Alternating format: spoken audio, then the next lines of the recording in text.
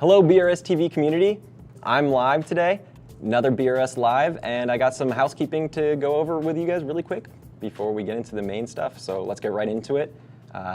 First off, tonight, midnight, is the end of the big Black Friday sneak peek. Tons of the top brands are on sale right now, so go check that out. It's actually a pretty good deal right now. And then also something that I'm really excited about as the tank technician here is that we got a bunch of ORA corals into the studio here. They're actually right behind me here on racks and on the sand bed. And over the course of the past about 2 weeks, we've been really taking care of them, really coddling them, making sure that they're getting exactly what they need so that they get nice and puffy, nice and colored up, so we can take pictures so they can show up on our website. And so hopefully those ORA corals will be on our website soon, and so you can see what we've done. Also, there's a few new products on the website I wanted to go over with you guys really quick. One of the ones that's quite interesting to me actually is the little adaptive reef copepod habitat. It just holds some copepods in your sump if you don't want to put rock in on instead. And then Auto Aqua has released their new dosers. But the one I'm most excited for, and the one we're probably all here for, is the Tropic Marin ICP block analysis tests. They come in both the standard ICP analysis and plus, which is going to do your RODI and some additional elements as well. And then the really unique thing is the block additives. But I'm here today with Brian from Tropic Marin, the man himself, who knows all about these products. So Brian, hi, how's it going? Hey, good afternoon. So tell us a little bit about, before we get into the Tropic Marin block analysis product, let's talk a little bit about you, because you told me really quickly that you have some expertise under your belt. Ain't that right? Yeah, so I've been in the industry for, I don't know, about 10 years or so. I started off with the love of the hobby and been around it all my life, but I was really good at building the systems and maintaining the systems. That led to me starting a maintenance company and growing coral on my own and doing everything, you know, like most of us have started in my house, in my garage, and turned my whole house into an aquarium basically. Right. But got really good at designing systems and using a lot of the automation to help me monitor systems from around the world and go to different states and whatnot. But then I also did that for another company in the industry and just really loved it. I loved the passion of building the stuff and putting it together and making it look like a piece of art. Right. Well, doing this has given me a lot of knowledge with different products, not just, you know, Tropic Marin products, but equipment products. Help design some filtration systems to make them more optimal, to allow us to work with specific brand products that aren't designed for the everyday sump, which was great. And then we also learned the trials, the same thing that you guys do on BRStv. I've done my own little trials of, well, how should we do this, right? How should we run this piece of equipment? What should we use on it? And that's given me a lot of insight to help a lot of hobbyists throughout the years, which also led me to this wonderful position I've had a great opportunity with. I've loved Tropic Marin for years. I've always tried to push people towards Tropic Marin because it's what I use at home. It's what I've always used at home. So being able to stand behind a brand and be a part of a brand that you love is an amazing thing to have. Absolutely. And so Tropic Marin's coming out with this new product, right? The block analysis. It's really, really cool looking. Tell us a little bit about it. Yeah, super excited about it. We debuted it at Reefapalooza, California this past August. But it's the block analysis system, right? So we have the regular ICP as well as the ICP Plus. I actually got them right here. Awesome. So what you have the 3-pack, which is got its own benefit in it as well. So we'll talk about the kits themselves first. So the regular ICP test does your normal 37 trace elements that we've all gotten used to with other ICP tests. Right. The Plus does those same 37 elements, as well as 9 additional parameters and nutrient levels. It also does the testing of your RO water, which is great to know the source of a problem, right? Because your problem might not be in your aquarium. The problem might be is you forgot to change your membrane for the last 19 months. Yeah, I think that's really the key for me on these ICPs is the RO. Some of us have been there. We found that the RO units are a lot of times the cause of the issue. So having the RO testing and knowing your source water is very important. Absolutely. So that's the gist of it. There's a lot of ICP kits out there that do the same thing. Where ours kind of differs is the results that you get. So when you go to the labs.Tropic Marin website, you register your product. When you get your results back, you're going to get your corrections and your deficiency corrections in every single element that you need, but also in the block system. Right. So we have the block solutions now where there's 5 those too. Yeah, don't mean to crowd your counter there. Oh yeah, no problem. There's 5 bottles. So each bottle is its own individual purchase basically, because you might not need all 5 bottles. But when you get the corrections back, you're going to get the corrections not only in the single element, but also the block element. Right. So what happened is everybody at Tropic Marin, when they designed this product, it's similar to like an Alpha Reef that we've all come to love, and a one product that does all. So it's similar to that as far as we can batch certain trace elements together based off an indicator element. So for example, you have block iodine in front of you, right? Yep. Iodine will be your indicator element, and we can block other trace elements to that iodine based off a specific ratio of depletion, similar to how Alpha Reef works. Right. What this does is it allows us to one, easily correct other things, but we'll tell you the corrections, say 20 mLs of block iodine for X amount of period, and then we can go back and recheck and adjust so off of this. Right. But what's really nice about this is you don't have to stand over your tank and put 1-2 drops every day. You can add these to a dosing pump. Oh, perfect. It's a 1,000 ml bottle. There's no shelf life and there's no climate considerations. So you can put them out there, onto another dosing system and have it automatically dosed. Say you have it on your Apex, you can adjust your Apex accordingly off of what you need to dose and for how often. That's really perfect with like a lot of people nowadays a lot of the dosers have extra heads because a lot of people are doing less additives. So that's perfect. Yeah. Yeah. So like, for example, I have Neptune dose on my system at home, and Alpha Reef is on one of them. Balling B is on another one.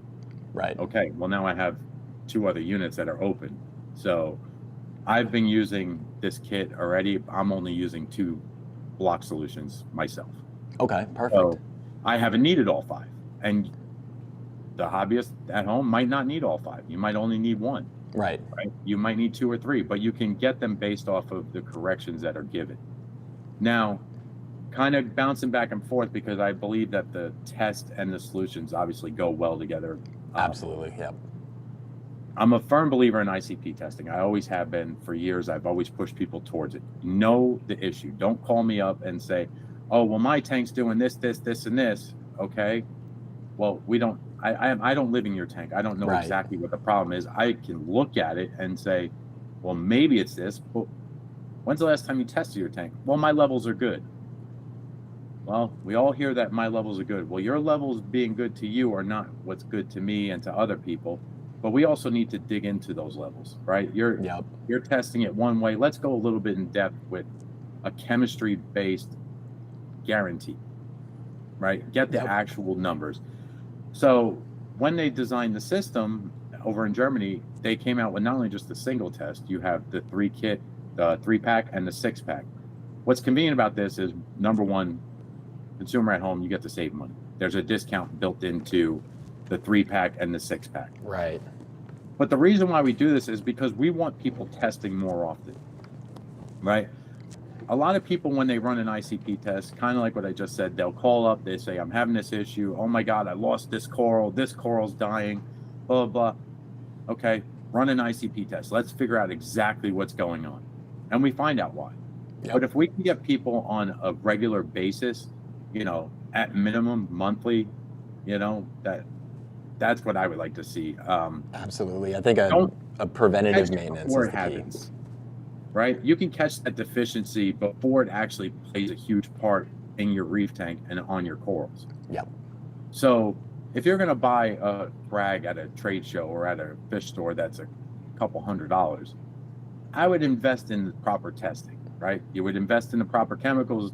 You buy a beautiful blonde naso tank, right? You're going to buy the best food you can to feed that fish, give it all the nutrients it wants. Well, this is a way of testing for our corals, making sure our corals get everything it needs. Definitely. I think a lot of times, like you had said, a lot of times it's a little too late.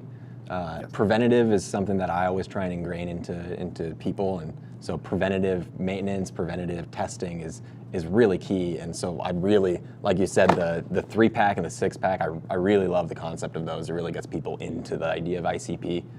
Definitely a great idea. Yeah, it's the same thing if, say, you have a Trident at home, right? Yeah, you could buy the 2-month kit and have to keep remembering, or just buy the 6-month. When you open up that last set of bottles, you know it's time to reorder. Exactly, it's perfect. I mean, if you have it on hand, you're going to do it. Yep. I also wanted to mention to anyone watching, we will be doing Q&A at the end here. So if you have questions for me or Brian, definitely put them down below. He can answer. I'm going to put you on the spot. You can answer anything Tropic Marin related. Yes, sir. So we'll see. Give him some hard questions. But that's not it, right? This is a really cool product, and it's new and it's really exciting. But there's a few other products that we use all the time from Tropic Marin I wanted to talk on really quickly. We mentioned the hydrometer before the live. That thing is awesome. I think too many times people have inconsistent salt testing methods, and so being able to double check it is pretty vital. Absolutely, yeah. There's a lot of methods of spot checking your salinity between refractometers, electric, manual, other types of hydrometers or pens and whatnot, which are great for spot checking. If you want to know, in my opinion, the guaranteed way is use that hydrometer. Right. Right. I have a 2-liter vase that I keep in my desk. If I need to test anything, if I need to test your water, right? You have a complaint about your water, I'll have you send me a sample of your salt and I'll mix it here and I'll test it myself and show you, okay, this is where it's at. Right. But it's the best way to actually know what your salinity level is, right? Because Absolutely. a lot of these things will also say they test salinity, but they test conductivity, not salinity. Yep. So let's bring it old school, manual, an actual piece of chemistry equipment, and use that. Yeah, 100%. It's so accurate. I use it all the time I'm a big fan of the Milwaukee tester, but I use the Tropic Marin hydrometer to double check it because you just can't really trust anything other than, you know, the raw science behind that tool. So it's really cool. Yeah, it's awesome. And, you know, you can run it off your salt water. You don't have to worry about calibrating it every time and all this. Exactly. It's really nice. So.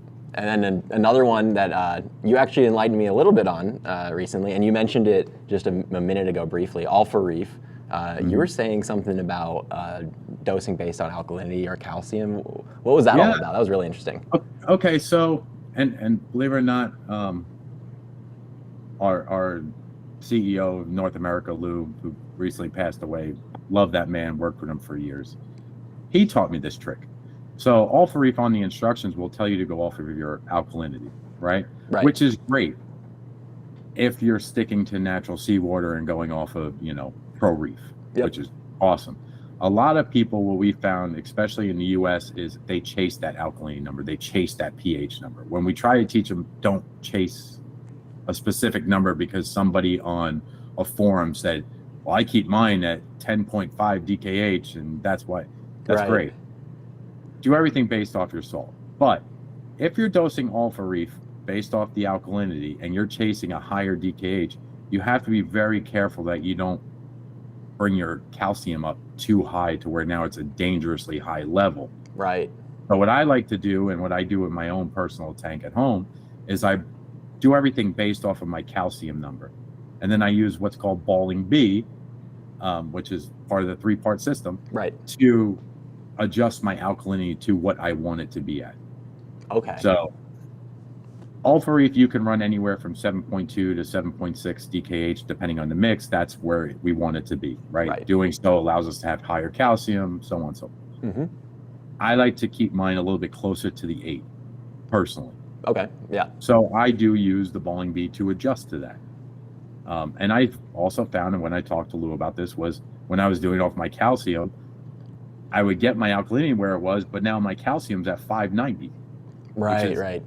now you're getting on a really dangerous level. That is way too high, definitely. You know, you start killing corals and you don't know why. Well, it's because I'm giving too much. You can't use it. So. Oh, it makes a lot of sense. No, I've never really thought about it that way. It's a little trick to help with success, you know, because not every tank is different, and not everybody's tank, the alkalinity and calcium will deplete at that specific ratio as well. Right. Yeah, especially I think we see a lot more species-specific tanks or coral-specific tanks, and a specific species of coral is going to draw at a very specific rate that most likely you're not going to catch with Alpha Reef or even any kind of all-in-one. Well, it's also new tanks. New tanks, yeah. When the floor line is starting to build and that algae is starting to build up, you're consuming a lot. And most of the time you're consuming not in a specific ratio that the alkalinity and the calcium are going together. Absolutely. So there's also that to think about. Yeah, we're running into that in the tanks behind here. These are all pretty new tanks in the background here. And so we have the Alpha Reef on like a low minimum dosage, and then we're buffering with additives by hand. Which that is perfect as the tank starts to mature. Then you start to bump up that Alpha Reef dose and start to lower off. And you'll notice the separation between alkaline and calcium as the tank matures. You'll see we'll start getting a little bit lower. Yep, but absolutely. Everybody has the area they like to stay at, you know. But I will say, always try to base it off your salt. For anybody listening, try to go off of your salt, of what your salt mix at. Don't buy a salt that mixes at 7.5 and try to keep your DKH at 9.5.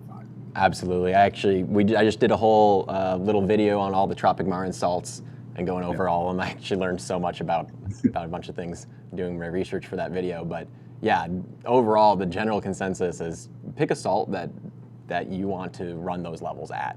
Don't chase. Let's get into some questions. We see some questions coming in here. And also, if you got more questions, put them down below. This is Brian from Tropic Marin, and he knows everything there is to know about Tropic Marin, so he will definitely help you out. We got Acro Killer with a question who says, so what happens if one of the elements is higher? So that means you will still need to go back to individual elements. So I imagine that's part of the block. Like, what if just iodine is high? If just iodine is high, they'll give you recommendations to like stop certain things, stop feeding. Okay. But you also might have to address a different element. All right, and let it deplete on its own. So ultimately, there's going to be some kind of a method or path that you could take. Yeah, so with every test, you're going to get those recommendations based off of everything. It might not always be an additive recommendation. Oh, perfect. Okay, so it's not always just a block additive. There could be a bunch of different there'll be some kind of recommendation on what to do, right? And if there's not a specific recommendation, you can always email us, office at tropicmarin-usa.com, and we will help you. And even if I can't help you or anybody else on the end can't help you, we're going to send it to Mr. Hans Werner Balling himself and ask him, the guy who creates this stuff. Hey, help me, please. Yeah. He's very helpful. We go back and forth every day on email.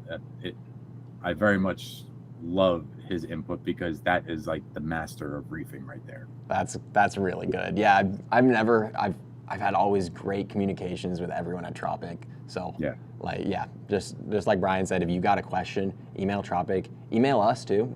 We're down to help. We got a bunch of reefers in the community service or customer service section. So shoot us, either of us, an email, and we will find an answer for you. Let's grab another question from Mike.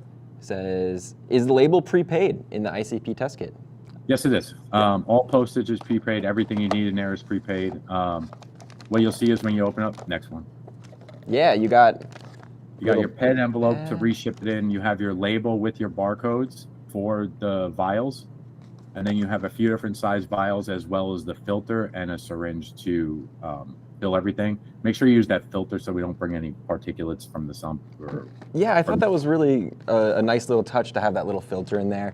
Yeah. Especially since you're like usually you're drawing from the surface. There's a lot of stuff floating around on the surface. Yeah, you get some dust or something that might settle. I thought that was really, really intriguing. I've opened a lot of ICP tests, and it might be the first time I've seen one in there. So very cool. Yeah, so postage is paid. One note is that the 3-pack and the 6-pack, they're all individually boxed. They don't have the fancy box like the single does. So they'll just be white boxes. But oh, perfect. Yeah, I haven't opened these yet. They're all individually, 3 of the boxes inside of the 3-pack. Right. So every ICP test you have or want to send in will have a label Correct. for it. Perfect. Let's do another question. The DAC family says, I just started dosing Bacto Balance, Elima NP, and the NP Bacto pellets 2 weeks ago to replace GFO, but my phosphate keeps rising. Any advice? Which products was he using? Is going to be Bacto Balance, Okay. Elima NP, and Okay. NP Bacto pellets. Okay, he's throwing everything at this. Yeah. I would back off of the 3 products. I would go to your Elimi NP, use the Elimi NP to get down to where you want to be, to that level that you're looking for, the 0.02 to 0.05 range for your phosphate. And once you get there, then go to the Bacto Balance or the pellets. Perfect. They're all methods of carbon dosing, which I love carbon dosing, but right now we're throwing everything at it. Don't be so aggressive because nothing good happens overnight. Right. Now, if your levels are that high, we do have a rapid version, but depending on his levels, I think we could just stick to Elimi NP. Right. Yeah, I would definitely agree. And as long as you're just keeping up on those water changes, yeah, you should see that phosphate lower. I like those Bacto pellets a lot, actually. Yeah. So that would be my go-to after you get the phosphate. Yeah, the Bacto pellets are really good. I've used them before. Right now I'm on Bacto Balance. I just find it easier. Yeah. We talked about maintenance and automation before. Mm-hmm. And with the job I do, I travel a lot. So keeping an eye on pellets is kind of hard for me. But Right. knowing how much solution I have in a reservoir is much easier. And they Yes. do the same thing. Oh, check this. Okay, so we got a follow-up question, I think. Or let me see here. Okay, we got a new question. Oh, a question from Coralhead. I'm hoping this is Corey. I've recently seen some pushback on Alpha Reef because it's being a carbon source, and depending on your bioload, you could be dosing quite a lot. With DOC more on people's mind, what's your opinion? I personally haven't run into this issue yet. To be honest, I've used Alpha Reef in a lot of different systems, also in coral farms, and I haven't seen an issue where I've had to dose an extreme amount. Now, I will say, I can't tell you the exact number on the max dose that it says on the label, but I do go over my max dose Okay. at my house. They put that on there as more of like a safe guide or recommendation. Another thing that I brought up to Lou, I don't know, 6-7 years ago at a trade show in Texas was, hey, I'm using this, but I'm still depleting a lot. So I haven't run into like the DOC issue, but I have gone over the recommended max dosage as well. Okay. I haven't quite hit that yet, so Yeah. so it's good to know. It'll happen. And we did it in a coral farm that we built. We were running a whole coral farm off of Alpha Reef, which was something different. Yeah, that is different. That is cool. Yeah, usually previously, and I'm going to try this now, but previously if I ever run into that max dose, I had always in the past switched off of Alpha Reef to maybe like balling or something like that. But that's good to know that I can just continue upwards. Yeah, I went a lot higher. I want to say it's like 50 or 60 mLs a day or something like that is what it says at max dose. And we were up to over 100 at one point. So. Okay. Yeah. No, I don't think I've gone over maybe 30. So yeah. Well, hopefully we get you there. Yeah, no, I mean, that means success in our tanks. The follow-up to Mike's question, by the way, was USPS or UPS, and it's USPS. Yep, USPS. It's ground advantage. But what we've calculated is that from the farthest point, it'll take 4 days. There is a turnaround time of anywhere from 10 to 14 days.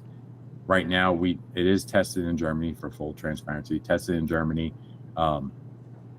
But we ship out there 2 days a week. We will go to 3 days a week, depending on the capacity and what we feel. But we've sent a lot of tests out already and have had good turnaround time so far. Very cool. Yep. Perfect. Yeah, thank you. And then on the follow-up to the phosphate issue, they have 0.41. So it's quite high, but I'd still go with what you were. I would go with the Elimi NP. If they want to send me an email separate or send you guys an email, I can help give them specific doses and go over their tank a little bit more, or even give them a phone call to help with that. But I would back off of doing the 3 carbon dosing methods, and we stick to one, get him into that range that he needs to be at. Yeah, perfect. Yeah. Also find the shoot one of us source. an email. Well, find the source of why the phosphates are so high as well, because that's part of it. That's really the key to high phosphates, is finding why, because they don't happen for no reason, for sure. Exactly. Alrighty. Looks like Greg Carroll is in the chat here, and asks, any chance in adjusting the instructions for Alpha Reef, instructing users to adjust based on calcium levels? We just talked about that. It seems like those in the know understand that it's the preferred method of monitoring Alpha Reef use. Yeah, Greg's right. So Greg's obviously talked to Lou and a bunch of other people, been around a bit, that is the recommended way when we have an issue. I don't foresee the directions being changed, simply because I think it's more of a user thing, where we're dosing Alpha Reef to chase a number versus dosing Alpha Reef to match the natural seawater and match the reef mix that we're using for the salt, the Pro Reef, right? That's what we're basing it off of. We're basing it off of our salt. Yeah. So. Yeah, I think that's, I think it's kind of the same. If you're using our Pro Reef, sticking to, that 7.5 is pretty perfect. Yeah, exactly. Yeah. Awesome. Thanks for the question. Enizo Tote, that was a challenging username. What size tank does ICP start to be worth it versus just doing a large water change? Well, ICP and water changes are going to be two different things, right? Yeah. I think ICP is a method of testing. The water change is our rituals to help keep our tanks clean. If you're meaning more of trying to fix a depletion, you're not going to know how much of something to put in based off of a salt mix. Right. Because that salt mix has a specific ratio. Well, if you're using strontium, a lot higher in your tank, just doing a water change isn't going to test it. So I think both water changes and ICP tests are good for every size tank, personally. Yep. Yeah, I'm entirely on the same page. I may even go the other way and say when the tank gets really big, the water changes kind of start to get pretty useless, and ICP is going to be really useful for you. Yeah, 100%. Yeah, thank you for the question. Mike asks another question here. He says, how often do you recommend doing an ICP after starting to dose with the block system? Every 2 weeks, monthly, etc.? At minimum, monthly. So we kind of touched on that a little bit.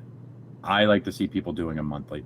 I also talk to a lot of stores that do maintenance and a lot of service companies, and I try to push them to do their clients' tanks at least monthly as well. Right. Obviously, it depends on what's in your tank, right? If you have a full reef tank, at least monthly. You're investing all this money into there, throw the 40, 50 bucks into a test and know exactly what's going on. Even if you don't have any corrections, know that you're good on what you're doing.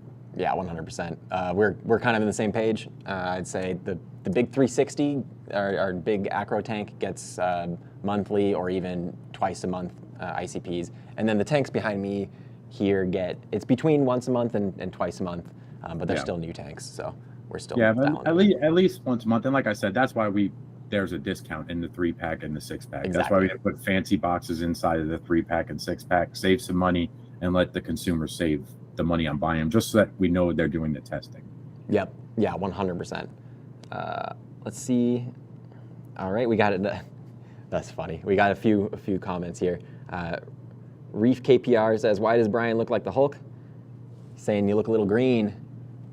I don't know. It could be The Office. That is funny. The Office is a seafoam green. Working out. That's good. And then Underdog says, been drinking too much Alpha Reef. That's pretty good. Alpha Reef turns a green, confirmed. That's the deal. Fun fact is there's who was it?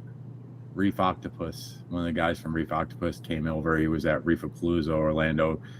I go up to him. I'm talking to him about some of their products. He goes, "You look like Chris Hemsworth. I'm gonna call you Thor." Well, wow, what a compliment, man. So that was years ago. So now ever since when I go to a trade show, it's Thor. That's pretty good.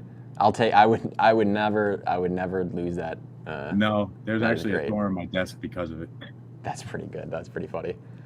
All right, let's see. We got another question actually. Caleb Alexander asks, what are the negatives and benefits of adding new sand to existing sand? Want to get a bag of ocean direct to mix into my current sand bed.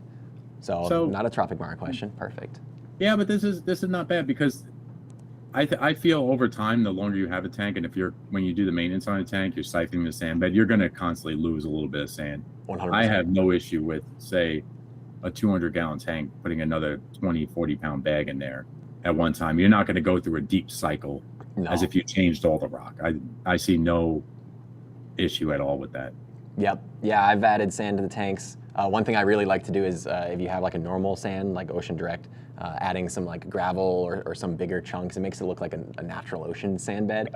Yep. The one thing I'd be aware of if you're adding sand to an existing tank is if it's a bare bottom, I would just add it slow. That's about it. Yeah, and vice versa, because it could be a lot more impact if you have sand and you're trying to go bare bottom. Yes. Yeah. In fact, huge impact. Yeah, we've had some negative experiences here in the office trying to go from sand to no sand. So we're very pro sand here. So I'm always, every tank here is going to have sand as long as I can put it in it, but we'll see. All right. Yeah, put more questions down below. Josh is letting me know that you guys need to ask more questions. So give us more questions. Brian's here to answer them for you guys. He's from Tropic Marin, so if you got any Tropic Marin question, he can answer it for you. We got another one here from Jen that says, what does nitrogen compounds in amino organic mean? Would this increase my nitrates or any organic levels? What does nitrogen compounds in amino organic mean? No, I think that's being confused of more of like a nitrate issue. Right. The compound is so that the organics can stay binded together. Got it. It's not gonna raise your nitrates or nitrites like that. I had the same issue when I saw this came out and I was reading it when I was on the other end of the business. Right. And I go, well, is this gonna shoot up people's nitrates if we're dosing this? We want to dose this on a weekly to daily basis because it's corals. So, but yeah, it will not raise your nitrates. It's just a compound to keep everything bound together. And it won't raise nutrient levels at all, really? No. Perfect, no. Yeah. You'd have to like completely overdose it. You'd have more problems. You'd have problems first, yeah. Cool. Good to confirm that, yeah. Let's go with another question. The Greenberg asks, hello, I have a Aqua Ultraviolet 57 watt on my Reefer Red Sea 1000. I know optimally I would put a pump inline from the sump to display. However, I get very little flow once all is said and done. I have the new Red Sea G2 return pump plumbed in after the skimmer, but before the return, and then through the sterilizer, sending the water back to the first chamber of the display. I have a flow meter, and right now it's about 1,600 gallons per hour. 2 questions. Would you change the route, and what flow would you keep it at, understanding that the manufacturer's recommended flow are for inline from sump to display? So we went over this a little bit beforehand, and I think we have basically the same advice for this. So you want to go for it? Yeah, so love UVs.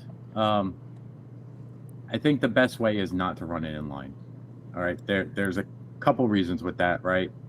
Is one, you're going to restrict your flow. But 2, the point of the UV isn't just for one specific reason, right? If you're using it for, say, to help with algae control, you want a certain flow rate, right, based off that UV's recommendations. But if you're using it for more of like a parasite thing, you need to slow down the flow.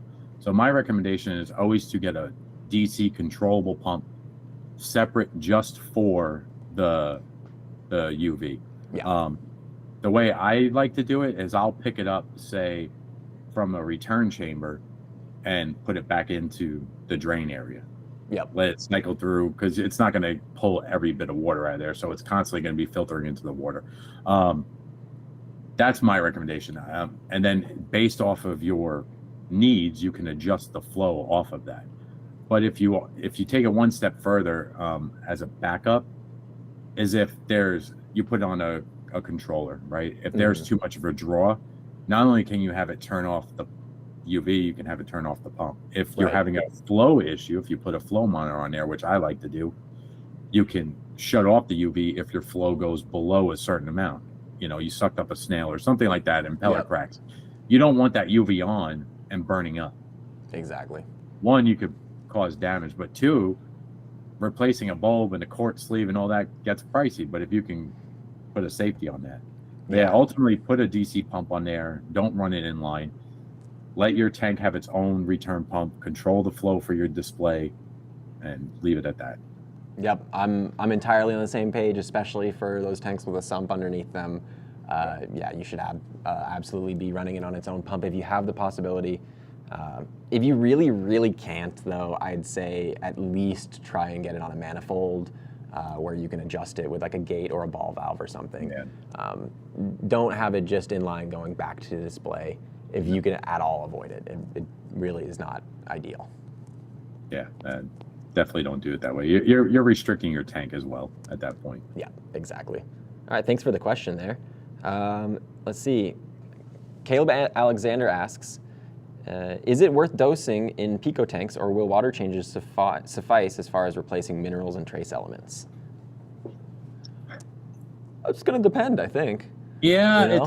It depends on the size that we're talking pico, right? Yeah. Harley from P&W makes that 40-ounce tank, and you could change all the water in a matter of minutes. Yeah. Yeah. Which is awesome, but I'm not a fan of changing all the water either, because you're also pulling out bacteria. Yeah. So there's that. I always believe in dosing. I've seen people dosing in 5-gallon tanks. It just depends on your goals and what you want. Absolutely. I was going to say I have that little. Oh, sorry. No, what do you got? Like, say you get like a Hello Reef, right? Mm-hmm. And you want to do something crazy with it and put a bunch of acros in there. Right. You don't want to just count on changing the water to correct that depletion. Again, test it and give it exactly what it needs. Yep. Yeah, I even dose down to, I have a single 1-gallon tank full of mushrooms, and it's just going to change depending on like what it needs. The tank, since it's all mushrooms, it doesn't need alkalinity, it doesn't need calcium, but I'm still dosing like an amino additive. I'm still going to be dosing something to that tank. And then, like you said, if it's a gallon and you're changing a gallon of water, not only are you taking out the bacteria, but the temperature is going to be different, almost certainly. Salinity is probably going to be different. And then all these traces that we're talking about in this ICP, they're probably going to be different too. So, and it's just going to be a big shock to the system, right? Yeah. So the biggest part of success on any reefer US that's been doing this for a little bit is stability. Yep. Stability is the only way to win at this. And changing all your water or 80% of your water is a shock to your system. Yeah, 100%. I would only recommend doing that if you absolutely have to, because something happened. Something got spilt into the tank, or, Yep. Yeah, 100%. I agree entirely. It kind of goes in line with what we were talking about before the stream as well, with the best advice is really keep your hands out of your tank. Stop touching it. Yeah. That's the same thing. Like, if you can avoid doing a giant water change, you should probably try to avoid doing a giant water change. It's going to shock the tank. So keep those hands out of the tank. 100%. Stop changing things. 100%. Awesome. Thank you for the question there. Again, Brian, Tropic Marin, ask questions down below. We will answer them for you. Rob asks, question on Alpha Reef. Is there a limit of shelf life once it's mixed in with RODI water? Putting RO water.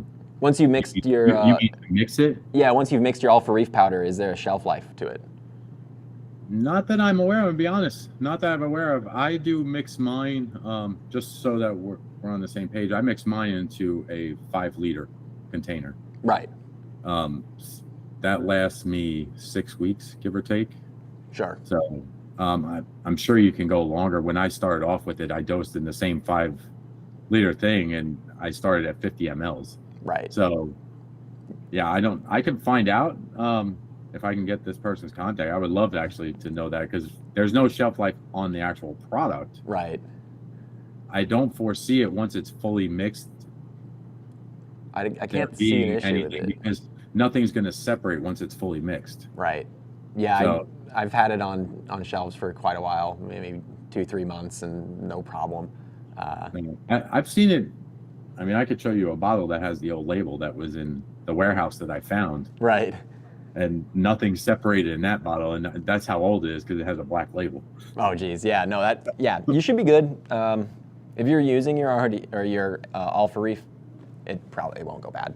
Yeah. The one thing I will say, I've seen it before, is make sure you keep a top or a lid on whatever your dosing container is, because dust gets in there and it can get ugly. So yeah, I highly recommend like an actual dosing container for yes. it. That's what I do. And then I also use a little secret, the magnetic stir, to stir mine. Okay.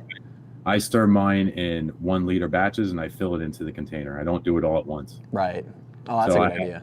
I have a 4 liter beaker, put it on there, put a little magnetic stir, and I do 900 mLs, 6 scoops, do that. And I do that, 5 times, fill up the container. Yeah. Oh, that's a good idea. Those little, you're talking about the little like scientific magnetic stirrers, right? Yep. That you can get at, science equipment. Yeah. Yep. Yeah. We have a few of them here, and it does save a lot of effort. It's convenient versus going back and forth, Yeah. Wait 10 minutes, go back, stir, wait 10 minutes, go back, stir. No, this actually does it. It gets it done right, and it's good to go. That's a great little tip there. Oh, well, thank you for the question, Rob. And Anizato asks that their Montipora is graying out. Let's see.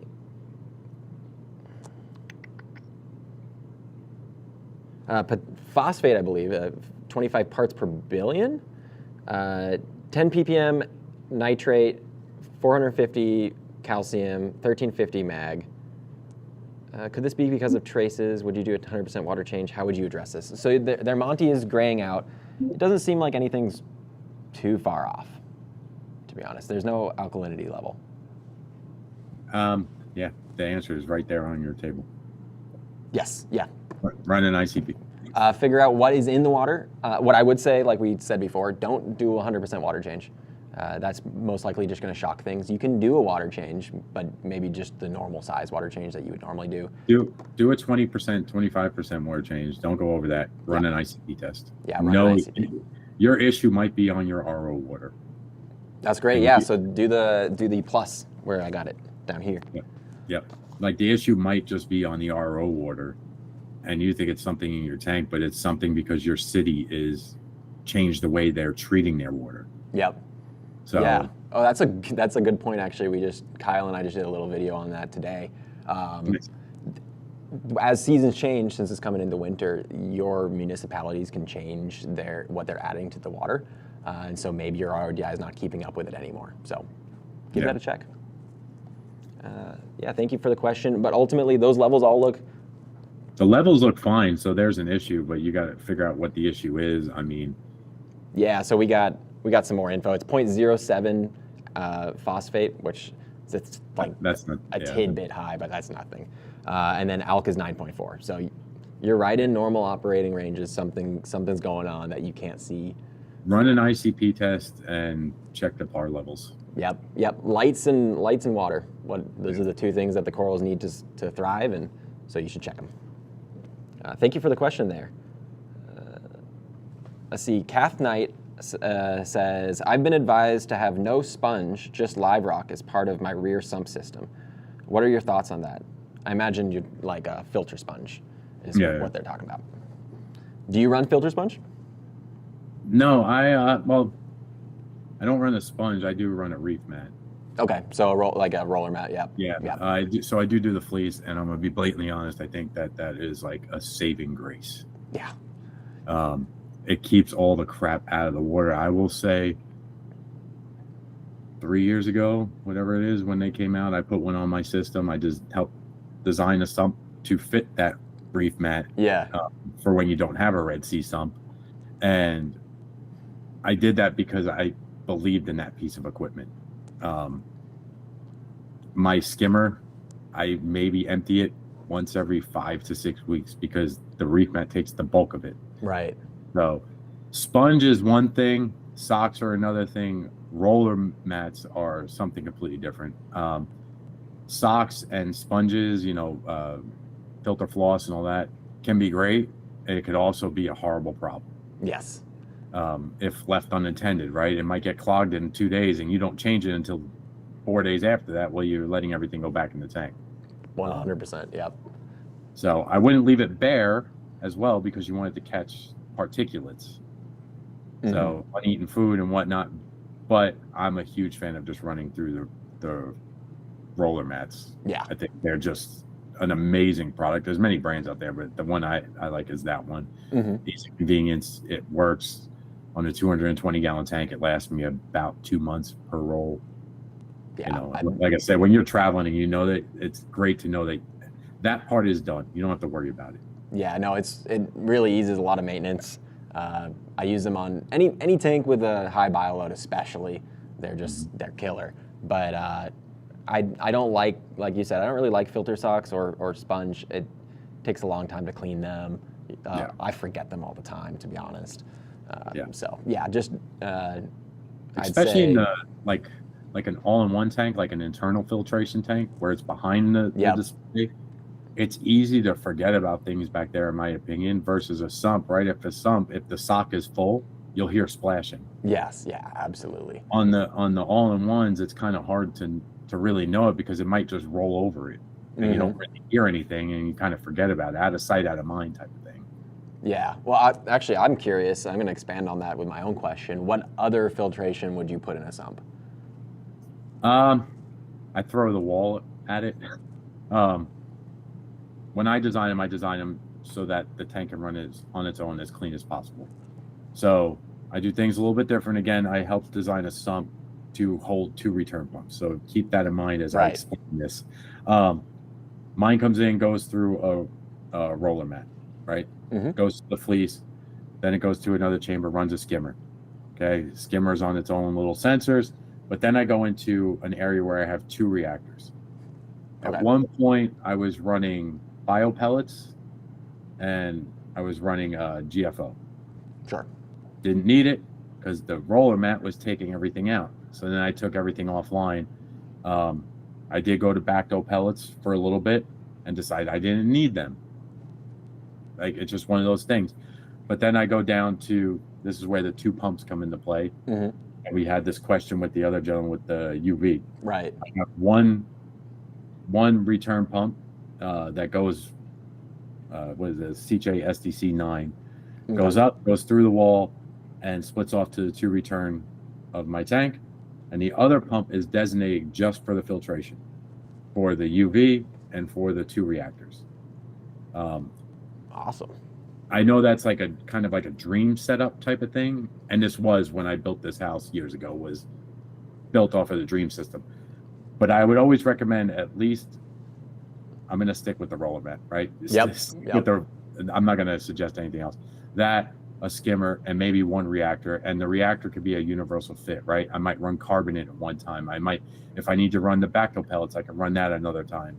But have it online and ready to go. Yeah. Would be my recommendation. 100%. And then always have 2 pumps, 1 for your filtration, 1 for your tank. Awesome. Well, thank you for that insight. A little look into your tank at home. That's awesome. All right, we got a bunch of questions now, so let's speed it up. Let's go.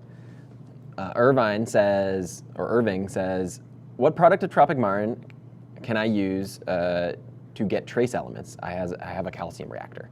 So they're just looking to add their trace elements. Well, you could do it 1 or 2 ways. You could run the test and do it through the block solutions that are now available, or you could do it through A elements and K elements as like a generic dose. Yeah. That's been popular for many years to do it that way. That's the classic. Yeah, we've used that countless times in the studio here. Yeah, this is more to fine tune it. But yeah, if you're running a calcium reactor, A elements and K elements will give you everything you need. Yep, that's what we did here. Perfect. Thank you for that question, Irving. Goose asks, any date on when will the NIOS 120 skimmer replacement pumps be in stock? Ooh. Now, I don't have the answer to that one. If Kyle was here, we would probe him for the answer because that's his department, but he's not here today. I'm gonna say, I've heard murmurings of NIOS around the office, so hopefully really, really soon. But those new NIOS skimmers are really cool. I'm excited for them. All right, user Ufly says, why does my pH keep dropping overnight even though everything else tests fine during the day? Oh, great question. So light, photosynthesis, right? So you will always notice your pH level will drop at night. Couple points, like maybe 0.2 to 0.4 might drop overnight, I think is on average. As long as you're not going into that deep drop where it's in a threatening range, I wouldn't worry about it, but it's all photosynthesis. Right. Yep. Yeah, a really common way to prevent that, if you are worried about it, is to run the refugium on opposite light schedule, so that chaeto will photosynthesize at nighttime, which will be daytime for the chaeto. Yeah, 100%. Yeah, perfect. Thanks for the question. We got another one from Sniffrin. Says, my tank water looks cloudy and hazy. Is this a bacterial bloom or something worse? Answers right in front of you. It's going to depend on what the cloudy looks like. Would be Yeah. my first statement. But what could it be? There's a lot of things, right? One, is there something in the tanks that died? There's that. Mm-hmm. How long has it been going on? What's changed in the tank? What airs have changed? What food has changed? Filtration has changed. There's many things that it could be. To know whether it's bacterial or not, you can't just look at a tank and know that it's bacterial. Yep. Exactly. So unfortunately, that's not just an easy answer. Yeah, no easy answer. But let's say if it's bacterial, you might want to go for water changes or other ways to remove those bacteria. Would you recommend, if it is bacteria, is there any Tropic Marin additive you would recommend? I mean, definitely, like we've always been saying, ICP test if you have a problem. It would just be, for me, it would be ICP and running the water changes, doing a batch of water changes to figure it out. But I'm more of a source problem guy when it comes to that, because bacteria you need to treat, right? Mm-hmm. You can't mask it, you can't cover it up, and sometimes also doing water changes will feed the bacteria. That's a good point. And make it worse. So finding the source of what's going on is key to what he's having in his tank. Right. Oh, I have a question then. If someone has really cloudy water and they send an ICP test in, is it still going to be accurate? I mean, it'll still be tested and be accurate. I don't think that it'll cause an issue when it comes down to actually testing for what we're testing. Now, It's not a bacterial test, right? I figured, yeah. Well, I can ask Germany that. I don't foresee that being an issue, to be honest. Yeah, I guess it's just something like top of my mind. I've never submitted one with cloudy water, but I'd be curious to see. Something to test out. Yeah, it might be interesting. All right, we got a few more questions here, and then we're going to be done here. We got Rock in Reef says, I'm battling green hair algae that just won't quit. What's fueling it, and how do I stop it for good? So this could be a lot of things as well. So yep. Yeah, you're kind of, this is how our questions end up. You're going to test your water, right? And you're going to test, oh, my phosphates are reading, fine. They're good. They're 0.02, 0.03. Yeah, because the hair algae is soaking it in. All right. Number one, manual removing it. But then let's look at your foods. Let's look at how you're feeding and what you're feeding. Those are going to be two big issues. Then also look at your first source of filtration, right? The socks, the pads, and all that. Yep. Are we doing something that we think is good and it's actually hurting us? So there's that way right off the bat, doing some water changes. If it's completely out of control, I would recommend a blackout for a couple days. Yeah. And it's kind of like a reset. It won't hurt your fish, won't hurt your corals. Do a reset, do a manual remove, and then do a water change after your blackout. You'll be fine. Yeah. And then it's kind of a reset. How about, I'm not such a big fan for green hair algae, but what about like fluconazole, reflux, those kinds of things? Do you use it for green hair? I have used it before.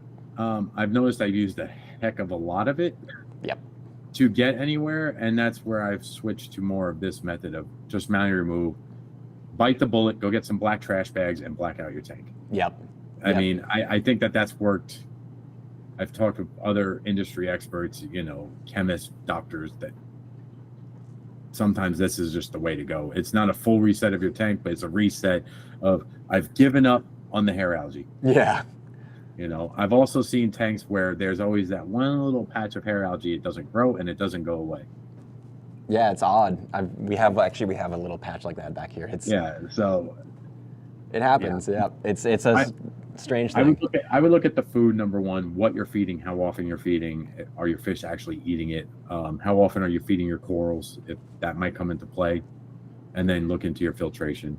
But as far as fixing it, I would black out the tank, manually remove, and then do a water change. 100%. I'm in agreement. All right, we got one last question from MT. Says, hello from Germany. Is dosing Alpha Reef and balling B, or does dosing Alpha Reef and balling B shift the ion balance? Shifts ion balance? No, it shouldn't. No. Yeah, no, it shouldn't. Not with that kind of, you're not going to be dosing enough balling B because you're making an adjustment with balling B. Right. Right? Yeah, it's just a little adjustment dose. Makes sense. Awesome. Well, thank you for all the questions. Thank you, Brian, for joining us and showing us this awesome new ICP test. I'm going to go test this one.